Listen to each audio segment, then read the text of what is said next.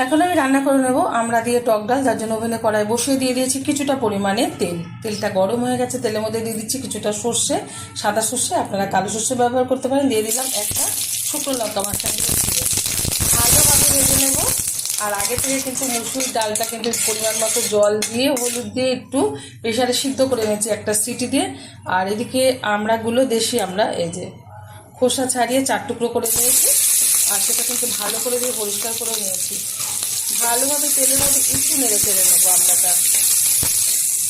দিয়ে দেবো খুব সামান্য পরিমাণে একটু হলুদ গুঁড়ো। এদিকে কিন্তু ডালেও হলুদ গুঁড়ো দিয়েছি, আর এখানে কিন্তু একটু সোমবারেও হলুদ গুঁড়ো দিয়ে নিলাম, যাতে খুব ভালো একটা কালার আসে ডালের। ভালোভাবে নেড়ে চেড়ে নেওয়ার পর দিয়ে দিচ্ছি সিদ্ধ করে রাখা মুসুর ডাল।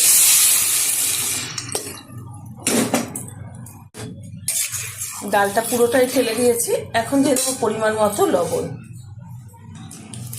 আমার এই রেসিপি যদি আপনাদের ভালো লেগে থাকে, আপনারা অবশ্যই আমার চ্যানেলকে সাবস্ক্রাইব করবেন, লাইক করবেন, শেয়ার করবেন। গরম গরম ভাতের সাথে গরম গরম এরকম আমড়ার টক ডাল আপনারা বানিয়ে খেতে পারেন, ভীষণ ভালো লাগবে।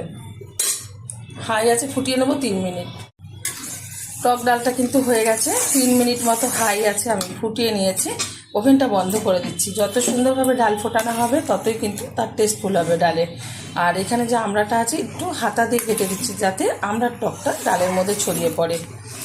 এরকম ডাল আমি এখন যেহেতু হয়ে গেছে নামিয়ে ঢেলে দিচ্ছি একটা পাত্রে। আর গরম গরম ভাতের সাথে এরকম আমড়ার ডাল এখন মানে দুপুরবেলা সার্ভ করবো। আপনারা অবশ্যই ট্রাই করবেন, আশা করি ভালো লাগবে।